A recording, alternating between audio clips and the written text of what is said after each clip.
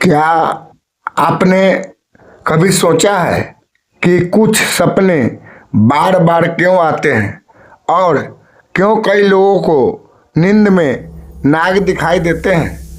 क्या यह सिर्फ कल्पना है या फिर भविष्य से जुड़ा कोई संकेत? आज की यह कथा सिर्फ कहानी नहीं बल्कि चेतावनी, आशीर्वाद और रहस्य तीनों है। इस कथा को अधूरा मत सुनिए, क्योंकि आधा ज्ञान अक्सर जीवन को भ्रम में डाल देता है। कैलाश पर संवाद। हिमालय की दिव्य शांति में कैलाश पर्वत पर एक दिन भगवान शिव ध्यान में लीन थे और देवी पार्वती उनके समीप बैठी थी।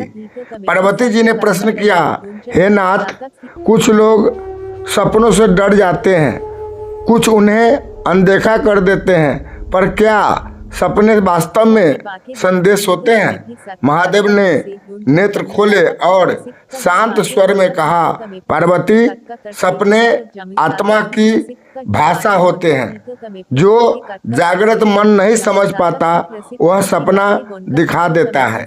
नागों का रहस्य। पार्वती जी ने फिर पूछा, हे स्वामी, जब सपनों में नाग आते हैं तो मन क्यों कांप जाता है? महादेव बोले, क्योंकि नाग सिर्फ भय नहीं, कर्म, चेतावनी और शक्ति का प्रतीक है। मैं तुम्हें एक कथा सुनाता हूँ। राजा अनिरुद्ध की कहानी। प्राचीन काल में राजा अनिरुद्ध नामक एक न्यायप्रिय राजा था।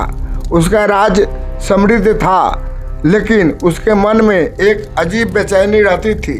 एक रात उसने सपना देखा, एक नीला नाग राजमहल के द्वार पर शांत बैठा है।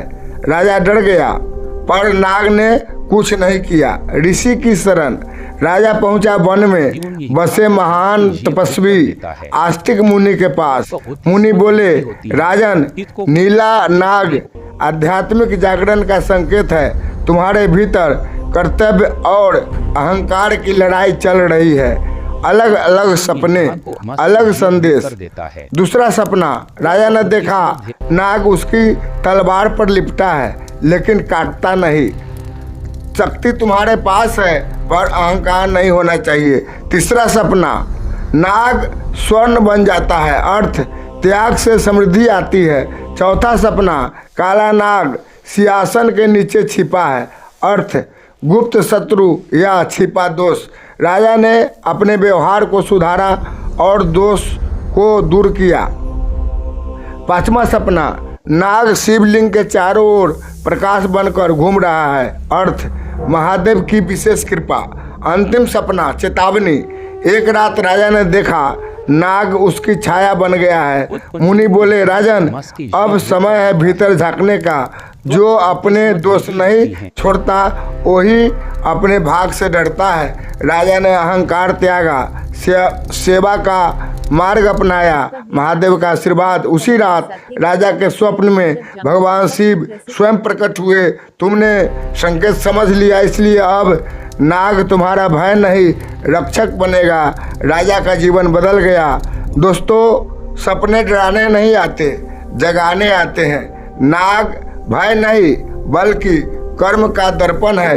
यदि आपने भी सपनों में सांप देखा है तो घबराइए नहीं, समझिए सपनों में नाग क्यों आते हैं। Thank you. Her her Mahadev.